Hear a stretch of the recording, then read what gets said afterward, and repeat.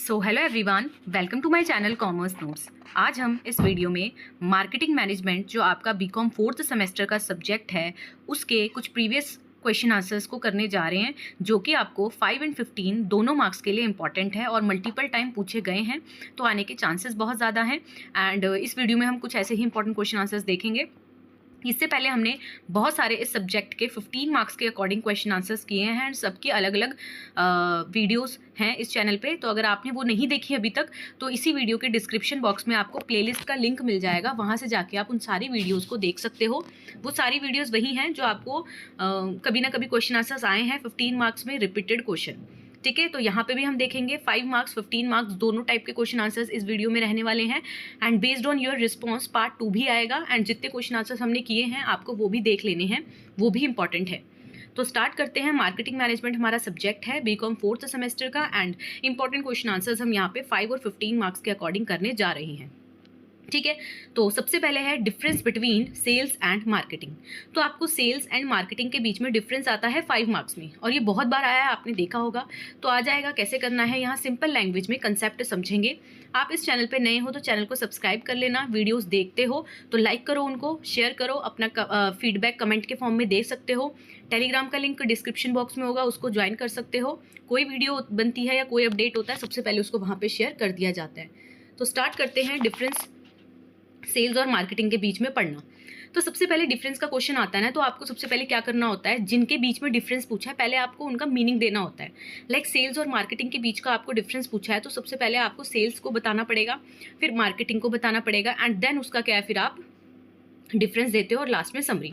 ठीक है, तो चलिए स्टार्ट करते हैं सेल्स को समझना कि सेल्स क्या होती है एंड फिर देखेंगे मार्केटिंग क्या होती है। तो देखो, सेल्स का मतलब होता है कि जो कस्टमर है ना, कस्टमर को हमें प्रोडक्ट या सर्विसेज बेचनी है।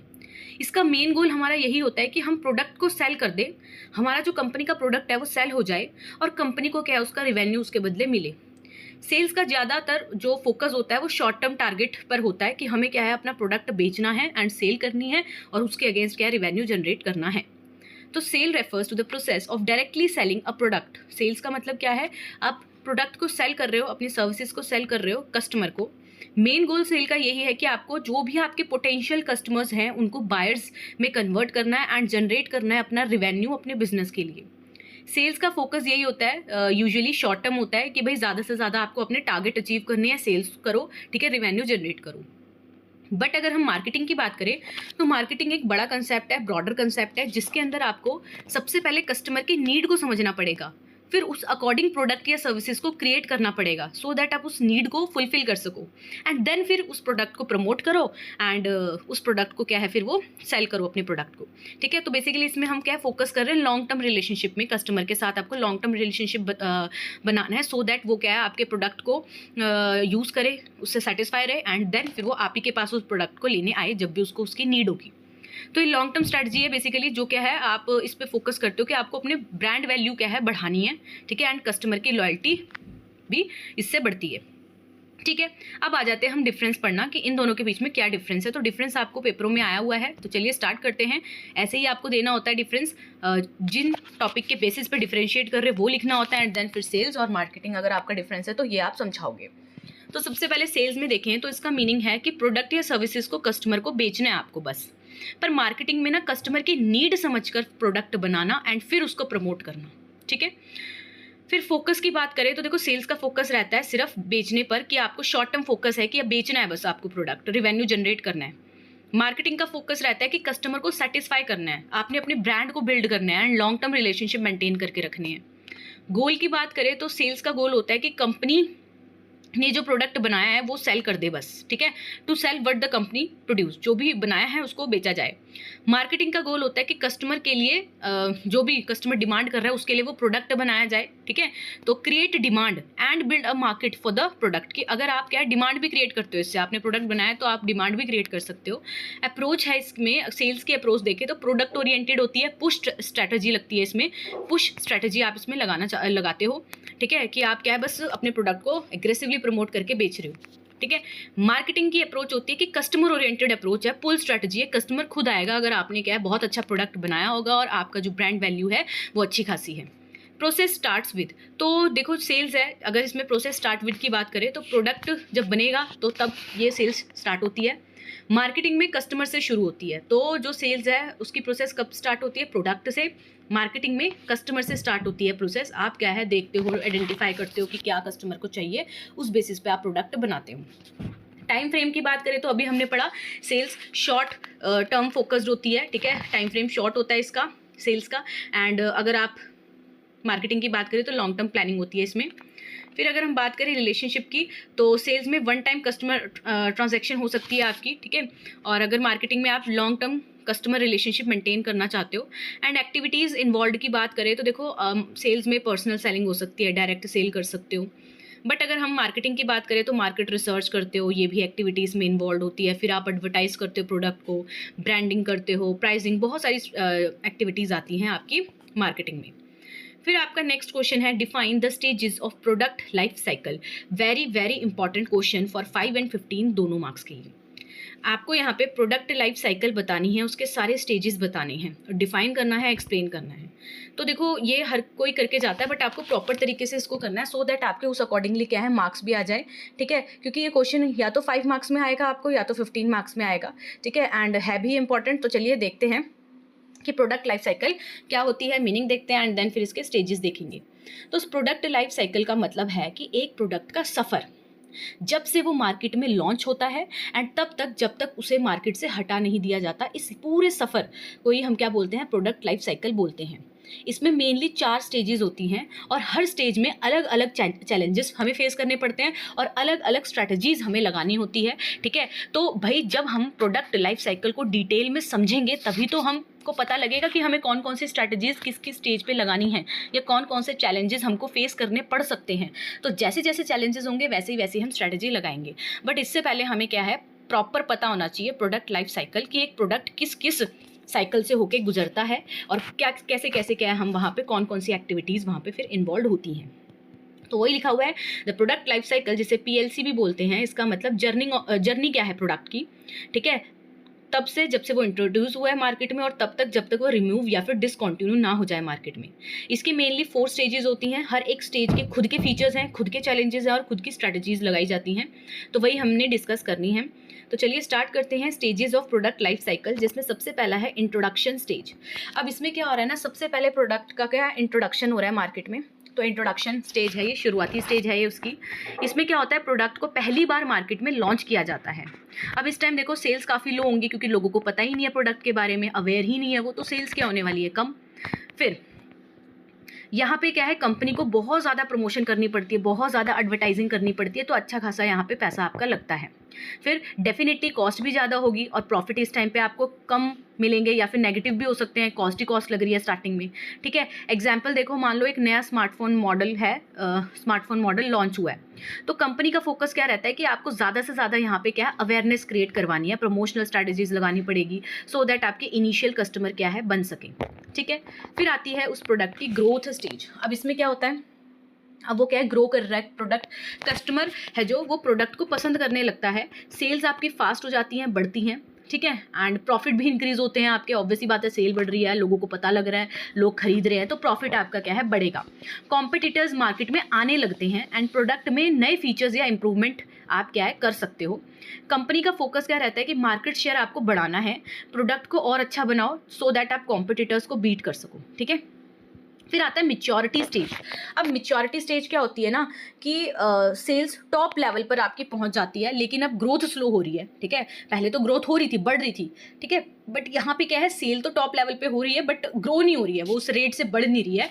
मार्केट सैचुरेटेड हो जाती है, ज़्यादातर लोग प्रोडक्ट ले चुके होते हैं इस टाइम पे, ठीक है, तो उनको पता लग जाता है, ले भी रहे हैं, वो यूज़ भी कर रहे हैं। कंपटीशन काफ़ी टफ हो जाता है, ठीक है, क्योंकि बाकियों ने भी आपके जैसा प्रोडक्ट बना लिया होगा, ठीक है। प्रॉफिट यहाँ पे स्टेबल हो जाते हैं या फिर स्लोली स्लोली थोड़ा सा डिक्लाइन भी करने लग सकते हैं। कंपनी का यहाँ फोकस होता है कि देखो प्रोडक्ट में वैरायटी लाओ, ठीक है, ऑफर दो, एग्जिस्टिंग कस्टमर्स को रिटेन करने की कोशिश करो, तो यहाँ पे आप ये कर सकते हो। फिर आती है डिक्लाइनिंग स्टेज। अब यहाँ पे क्या है, सेल्स में गिरावट आने लगती है, सेल्स और प्रॉफिट आपके दोनों गिरने लगते हैं। नए प्रोडक्ट या टेक्नोलॉजी की वजह से क्या है, लोग मतलब इसमें इंटरेस्ट नहीं ले रहे हैं ज़्यादा, क्योंकि नए नए टेक्नोलॉजी के प्रोडक्ट आ रहे हैं, तो कंपनी या तो प्रोडक्ट को हटा देती है या फिर क्या है इसमें प्रमोशन मतलब कि इतना कम करने लग जाती है। अच्छा, यहाँ पे हो सकता है कि आप बहुत बड़े लेवल पे चेंज ले आओ अपने प्रोडक्ट में, नई नई टेक्नोलॉजी के अकॉर्डिंग अपने प्रोडक्ट को क्या है उसमें फीचर्स ले आओ, ये सब ले आओ, तो हो सकता है कि डिक्लाइनिंग स्टेज से फिर से क्या है प्रोडक्ट की डिमांड बढ़ जाए। बट हाँ, यहाँ पे आपको क्या है टेक्नोलॉजी को अडॉप्ट करना पड़ेगा, प्रॉपर तरीके से नई नई जो चीज़ें हैं वो ऐड करनी पड़ेंगी, पूरा स्ट्रक्चर चेंज करना पड़ सकता है, ठीक है। अदरवाइज क्या है, प्रोडक्ट अगर ऐसे मतलब कि उसकी प्रॉफिट कम हो रहा है, उससे सेल्स नहीं हो रही है, तो फिर क्या है यहाँ पे प्रोडक्ट डिक्लाइनिंग स्टेज में आ जाता है। तो यहाँ पे पहले तो फोकस बोल रहे हैं कि देखो कि इंप्रूव करना है, सेल करना है, डिसकंटिन्यू करना है प्रोडक्ट को, ये देखते हैं इसमें। तो अगर समरी टेबल की बात करें तो देखो यहाँ पे इंट्रोडक्शन था, तो सेल्स तो कम थी पर प्रॉफिट भी नेगेटिव थे। कंपनी की स्ट्रेटेजी यहाँ पे अवेयरनेस क्रिएट करने में थी। ग्रोथ में जो आपकी सेल्स थी वो तेज़ी से बढ़ रही थी, प्रॉफिट भी बढ़ रहे थे और मार्केट आप यहाँ पे बढ़ाने की कोशिश कर रहे थे, ठीक है, कंपटीटर से आगे रहने की कोशिश कर रहे थे। फिर मैच्योरिटी की बात करें तो सेल्स यहाँ पे स्टेबल हो जाती हैं एंड प्रॉफिट यहाँ पे पीक या डिक्लाइन पर होने लगते हैं। एंड कंपनी स्ट्रेटेजी यहाँ पे क्या करती है कि ऑफर देती है, ब्रांड को स्ट्रॉन्ग बनाती है। एंड डिक्लाइनिंग में जो सेल्स है वो गिरने लगती है, प्रॉफिट कम होते हैं एंड कंपनी की स्ट्रेटेजी होती है कि कॉस्ट को कंट्रोल करो या फिर प्रोडक्ट क्या है फिर वो हटाते हैं, ठीक है। फिर आपका नेक्स्ट क्वेश्चन आया था व्हाट इज़ एसटीपी, आपको बताना था डिटेल में एसटीपी क्या होता है, एक्सप्लेन करो। तो एसटीपी की फुल फॉर्म क्या होती है, एस से सेगमेंटेशन हो जाता है, टी से टारगेटिंग हो जाता है और पी से पोजीशनिंग हो जाता है। तो एसटीपी ना एक मार्केटिंग स्ट्रैटेजी है जिसका ना कंपनीज यूज़ करती हैं अपने कस्टमर को समझने के लिए, ठीक है। अगर एक कंपनी है उसको अपने कस्टमर को समझना है, ठीक है, तो उसके लिए एसटीपी एक मार्केटिंग स्ट्रैटेजी है, तो वो इसको फॉलो कर सकती है, यूज़ करती है। और राइट प्रोडक्ट को राइट ऑडियंस तक पहुंचाने के लिए भी एसटीपी बहुत काम में आता है। आई रिपीट, एसटीपी क्या है, एक मार्केटिंग स्ट्रैटेजी है जो कंपनी यूज़ करती है अपने कस्टमर को समझने के लिए एंड राइट प्रोडक्ट को राइट ऑडियंस तक पहुँचाने के लिए। अब एसटीपी में अगर हम डिटेल में इसको डिस्कस करें तो सबसे पहला है सेगमेंटेशन। इसमें क्या होता है, हम डिवाइड करते हैं मार्केट को। तो सेगमेंटेशन का मतलब होता है पूरे मार्केट को स्मॉल स्मॉल ग्रुप्स में आप डिवाइड करते हो, ठीक है, उनके नीड्स के अकॉर्डिंग, उनके इंटरेस्ट के अकॉर्डिंग, बिहेवियर के अकॉर्डिंग, क्या है जिनका भी बिहेवियर सिमिलर होता है, तो इस बेसिस पे आप क्या है मार्केट को डिवाइड करते हो एंड हर ग्रुप को क्या है आप सेगमेंट बोलते हो, ठीक है। एंड हर सेगमेंट क्या अलग अलग होता है एक दूसरे से। अब किस किस बेसिस पे आप सेगमेंटेशन कर सकते हो, डेमोग्राफी के बेसिस पे कर सकते हो, ये जियोग्राफी के बेसिस पे कर सकते हो, साइकोग्राफी के बेसिस पे, बिहेवियरल के बेसिस पे, ठीक है, कैसा बिहेवियर है उनका। जैसे कि मान लो एग्जांपल एक क्लोथिंग ब्रांड है तो वो सेगमेंट कर सकता है अपनी मार्केट को एज के बेसिस पे, जैसे किड्स हो गए उनके लिए अलग क्लोथिंग बनेगी, फिर टीनेजर्स अलग हो गए, अडल्ट्स अलग हो गए, सीनियर अलग हो गए, तो हर किसी के लिए क्या अलग अलग क्लोथिंग होती है, तो इस बेसिस पे उन्होंने मार्केट को सेगमेंट किया। अब आता है टारगेटिंग। टारगेटिंग का मतलब होता है सेलेक्टिंग द राइट सेगमेंट। अब आप हर किसी के लिए क्या है प्रोडक्ट बनाओ, ऐसा पॉसिबल है, बट स्टार्टिंग में क्या है, अगर आपको अभी अभी एंटर होना है तो आप सबसे पहले क्या है किसी एक को टारगेट करोगे जहां पे आपको लगता है कि हमारे पास रिसोर्सेज है, हमारे पास यहाँ पे स्पेशलाइजेशन है, हम इसको क्या है टारगेट कर सकते हैं। फिर जब एक बार आप क्या है अच्छे से सक्सेस हो जाओगे तो आप बाकी और भी क्या है प्रोडक्ट लाइन्स को ऐड कर सकते हो। तो टारगेटिंग का मतलब होता है सही सेगमेंट को चूज करना अकॉर्डिंग टू यू। फिर सेगमेंटेशन के बाद कंपनी डिसाइड करती है कि कौन सा सेगमेंट उनके लिए बेस्ट है, जिस ग्रुप पे कंपनी अपना फोकस करेगी पूरा प्रॉपर तरीके से और फिर अच्छे से प्रोडक्ट क्या है बना के बेचेगी। अब कंपनी उस सेगमेंट के लिए स्पेशल मार्केटिंग प्लान बनाएगी, ठीक है। तो टारगेटिंग है उसके भी टाइप्स होते हैं, जैसे मास मार्केटिंग हो गया, एक ही प्रोडक्ट क्या है सबके लिए बना दिया। फिर सेगमेंटेड मार्केटिंग होता है जहाँ पे डिफरेंट प्रोडक्ट डिफरेंट सेगमेंट के लिए बनाया। फिर नीश मार्केटिंग होता है जहाँ पे आप क्या है फोकस करते हो स्मॉल या एक स्पेसिफिक ग्रुप में। माइक्रो मार्केटिंग होता है जहाँ पे आप पर्सनलाइज्ड मार्केटिंग करते हो, ठीक है। एग्जाम्पल देख लो, एक लग्जरी ब्रांड है, ठीक है, लग्जरी वॉच ब्रांड है, वो टारगेट कर रहा है कि आपको क्या है हाई इनकम प्रोफेशनल्स को क्या है उन्होंने टारगेट किया और उनके लिए क्या है वो बनाएंगे प्रोडक्ट। अब आता है पोजीशनिंग। तो पोजीशनिंग क्या होती है ना, क्रिएट करना प्लेस कस्टमर के माइंड में आपके प्रोडक्ट की, कि अगर उस प्रोडक्ट को लेने की बात आए तो कस्टमर के दिमाग में आप ही का ब्रांड क्या हो, हाईलाइट हो, ठीक है। तो इमेज क्रिएट कर देना, पोजीशन कर देना। तो पोजीशनिंग का मतलब होता है ये डिसाइड करना कि आपका जो प्रोडक्ट है वो कस्टमर के माइंड में कैसे दिखना चाहिए। ये होता है एक यूनिक इमेज या आइडेंटिटी बनाना, ताकि आपका प्रोडक्ट क्या है कॉम्पिटिटर से अलग लगे और सारे उसी को क्या है प्रेफर करें। पोजीशनिंग के अंदर क्या होता है, सबसे पहले आप क्या देखते हो कि यूनिक प्रोडक्ट फीचर आप अपने प्रोडक्ट में लाओगे, आप ब्रांड वैल्यू क्रिएट कर सकते हो एंड कस्टमर को क्या बेनिफिट दे रहे हो आप, ठीक है। जैसे आप देख सकते हो कि अगर कार्स में आप देखो तो सेफेस्ट कार अगर मार्केट में देखनी है तो कुछ कार्स ने क्या अपना एक अलग पोजीशनिंग क्या है लोगों के दिमाग में बना रखी है। अब व्हाई इज एसटीपी इंपॉर्टेंट, क्यों इंपॉर्टेंट होता है? तो देखो ये बिजनेस की हेल्प करता है कि वो फोकस कर सके अपने सारे मार्केटिंग एफर्ट्स जहाँ पे उस एरिया में जहाँ पे उनकी स्पेशलाइजेशन है। फिर कस्टमर का सेटिस्फेक्शन बढ़ेगा, उनके अकॉर्डिंग हम क्या प्रॉपर चीज़ें दे रहे हैं। फिर help in better use of resource, आप क्या है रिसोर्सेज का प्रॉपर यूज़ कर सकते हो, बजट का प्रॉपर यूज़ कर सकते हो। एंड ब्रांड लॉयल्टी क्या इससे बढ़ती है। सेगमेंटेशन का मतलब है कि आप डिवाइड कर रहे हो मार्केट को स्मॉल कस्टमर ग्रुप में। टारगेटिंग का मतलब है आप चूज़ कर रहे हो फिर उस स्मॉल कस्टमर ग्रुप से कि आपका कौन सा पर्टिकुलर एरिया आप सेलेक्ट करोगे, टारगेट करोगे।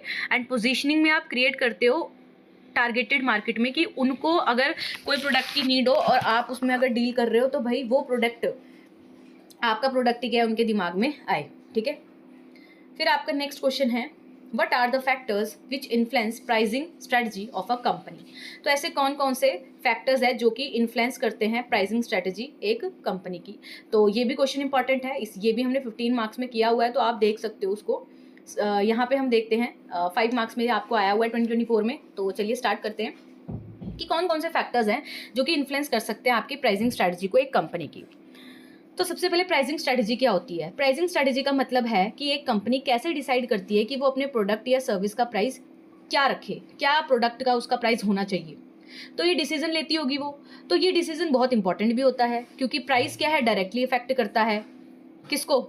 सेल्स को। जितना प्राइस होगा उस हिसाब से सेल्स होगी आपकी, उस हिसाब से प्रॉफिट होगा आपका, और कंपटीशन में आप सर्वाइव कर पाओगे। एंड कस्टमर कि जो कस्टमर आपके प्रोडक्ट को उसी बेसिस पे परसीव भी करेगा। तो भाई प्राइस है ना बहुत ही इंपॉर्टेंट होता है। तो वो कौन कौन से फैक्टर्स है जो क्या है प्राइसिंग स्ट्रेटजी को अफेक्ट करते हैं वही हमने देखने हैं। तो इंटरनल फैक्टर्स होते हैं, एक्सटर्नल फैक्टर्स होते हैं, तो वही हम 1 बाय 1 डिस्कस करते हैं। सबसे पहले कि प्रोडक्ट का कॉस्ट क्या पड़ रहा है आपको। सबसे पहले हम देखते हैं कि कंपनी ये देखती है कि हमें कितने का पड़ा वो प्रोडक्ट, हमारा कितना खर्चा आया रॉ मटेरियल में, लेबर में, पैकेजिंग में, ट्रांसपोर्ट में, इन सबको क्या है वो देखती है क्योंकि ये सब इंक्लूड होगा ही होगा। उसके बाद कंपनी एक प्रॉफिट मार्जिन ऐड करती है क्योंकि उसे भी प्रॉफिट चाहिए, फिर वो फाइनल प्राइस को बनाती है। एग्जाम्पल, मान लो वो एक शूज़ बना रही है तो 500 रुपये अगर उसकी कॉस्ट लग रही है तो कंपनी उसे 700 में बेच सकती है क्योंकि उसको है कि चलो 200 रुपये प्रॉफिट हम कमाएंगे। ठीक है, तो ये आपको एग्जाम्पल दिया। नेक्स्ट है डिमांड ऑफ द प्रोडक्ट। ये भी तो देखोगे ना आपके प्रोडक्ट की डिमांड कितनी है। मान लो डिमांड ही नहीं है, आपने प्राइस इतने अच्छे खासे रख दिए तो ये भी नहीं होता। अगर प्रोडक्ट की डिमांड ज़्यादा है तो आप रख सकते हो प्राइस ज़्यादा, बट अगर डिमांड कम है तो आपको क्या है प्राइस को कम रखना पड़ता है, तभी तो लोग खरीदेंगे। जैसे एग्जाम्पल, रेनी सीजन में अम्ब्रेला का जो प्राइस है वो बढ़ जाता है क्योंकि हाई डिमांड है, तो उस टाइम पे उस बेसिस पे आप क्या है देख सकते हो। फिर कंपटीशन इन द मार्केट। अब देखो अगर मार्केट में बहुत सारे कॉम्पिटिटर्स हैं तो प्राइस कॉम्पिटिटिव या कम ही रखना पड़ेगा। अगर मोनोपोली है मतलब सिर्फ एक ही सेलर है तो प्राइस आप ज़्यादा चार्ज कर सकते हो, प्राइस उसको ज़्यादा रख सकते हो। फिर आपका नेक्स्ट फैक्टर है customer perception and buying behaviour. अगर कस्टमर को लगता है कि प्रोडक्ट आपका प्रीमियम है, हाई क्वालिटी का है, तो वो ज़्यादा प्राइस अपने आप देगा, तो उस हिसाब से आपको अपने प्रोडक्ट के प्राइस भी ज़्यादा ही रखने पड़ेंगे। ठीक है, क्योंकि इससे परसेप्शन बनती है। फिर प्राइस सेंसिटिव कस्टमर्स के लिए क्या आप अफोर्डेबल प्राइस रखते हो, तो आपको देखना पड़ेगा आप कौन से टाइप के प्रोडक्ट में डील कर रहे हो।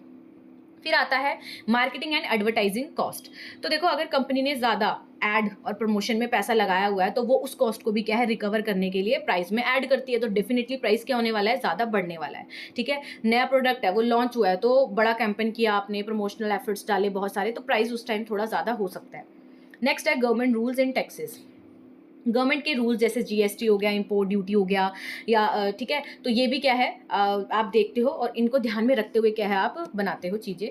नेक्स्ट है आपका इकोनॉमिक कंडीशंस। तो इकोनॉमिक कंडीशंस में क्या बोल रहे हैं कि अगर मान लो इन्फ्लेशन चल रहा है, जब प्राइजेस राइज है तो कंपनी क्या है इंक्रीज कर सकती है प्रोडक्ट का प्राइस, और अगर रिसेशन चल रहा है मान लो तो कंपनी क्या है लो करने पड़ते हैं उनको अपने सेल्स के प्राइस, प्रोडक्ट के प्राइस, सो दैट उनकी सेल्स मेंटेन रहे।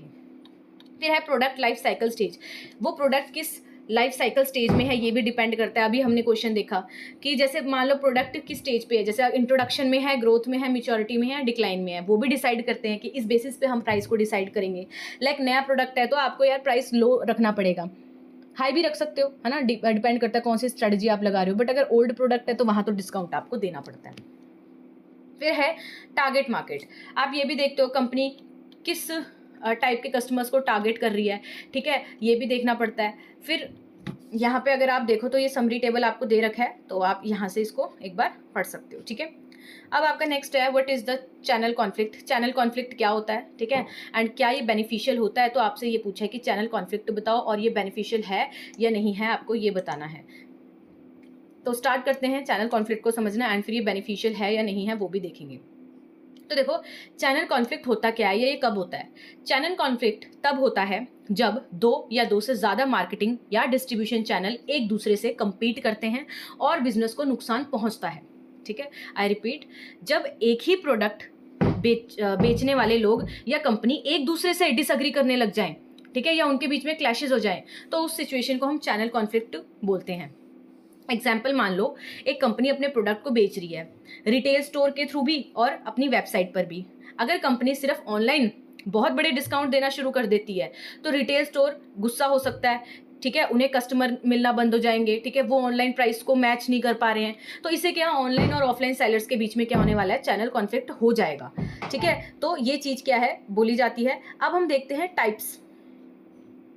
तो ये मैंने आपको बता दिया, रिटेल स्टोर और ऑनलाइन वेबसाइट से अगर वो बेच रही है तो हो सकता है ऐसा कॉन्फ्लिक्ट हो जाए। तो टाइप्स देखें तो टाइप्स ऑफ चैनल कॉन्फ्लिक्ट कैसे हो सकते हैं। तो हॉरिजॉन्टल कॉन्फ्लिक्ट हो सकता है, ये कॉन्फ्लिक्ट एक ही लेवल के चैनल्स के बीच में हो जाता है। जैसे दो रिटेलर जो सेम कंपनी के हैं, वो प्राइस या टेरिटरी के ऊपर क्या है, वो मतलब उनका हो चुका है, प्राइजेस के ऊपर क्या उनकी लड़ाई हो रही है। फिर अब वर्टिकल कॉन्फ्लिक्ट होता है। वर्टिकल कॉन्फ्लिक्ट का मतलब होता है डिफरेंट लेवल के चैनल्स के बीच में लड़ाई हो रही है, मैन्युफैक्चरर वर्सेस होलसेलर हो गया, होलसेलर वर्सेस रिटेलर हो गया।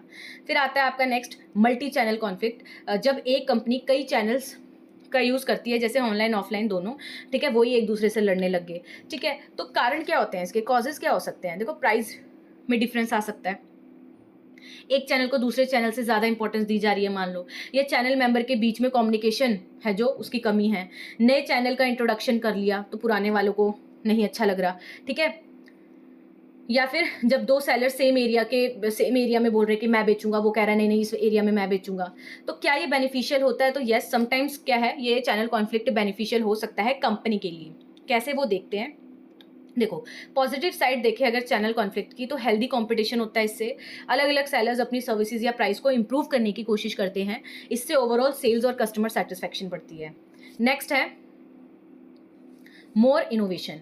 जब चैनल्स compete करते हैं तो वो एक नया तरीका ढूंढते हैं कस्टमर को अट्रैक्ट करने का, ठीक है, तो इनोवेशन हो रही है। फिर है फीडबैक फॉर इम्प्रूवमेंट। कॉन्फ्लिक्ट की वजह से डिस्ट्रीब्यूशन सिस्टम में प्रॉब्लम का पता चलता है, ठीक है, जिससे कंपनी फिर क्या है उस प्रोसेस को इम्प्रूव कर सकती है।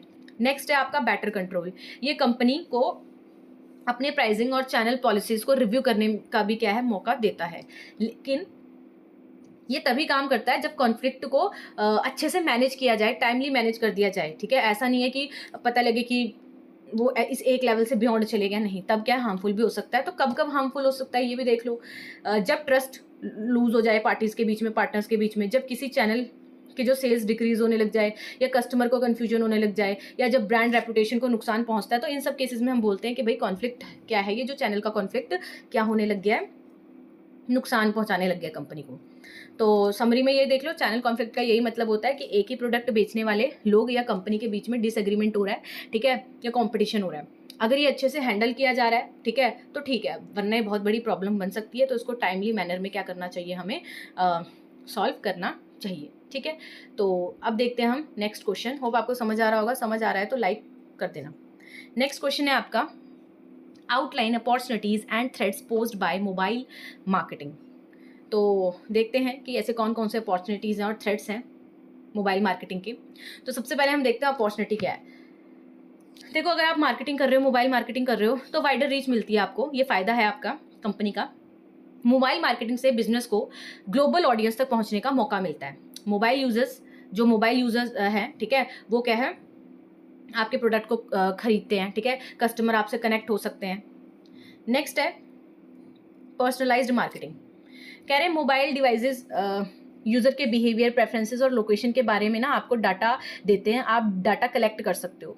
तो मार्केटर इस डाटा के बेसिस पे क्या है उस पर्सन को वही पर्सनलाइज्ड रिकमेंडेशन देगा जो उसने सर्च किया था। आपने खुद देखा होगा, आप कुछ सर्च करो तो आपको हर जगह पे उसी की ऐड दिखने लग जाती है।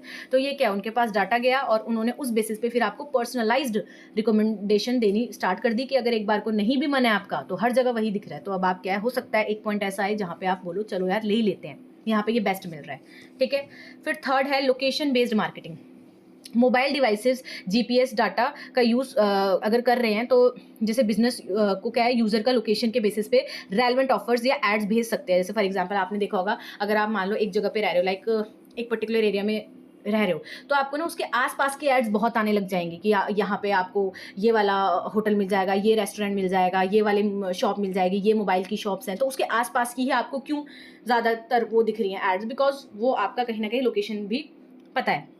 रियल टाइम एंगेजमेंट है नेक्स्ट।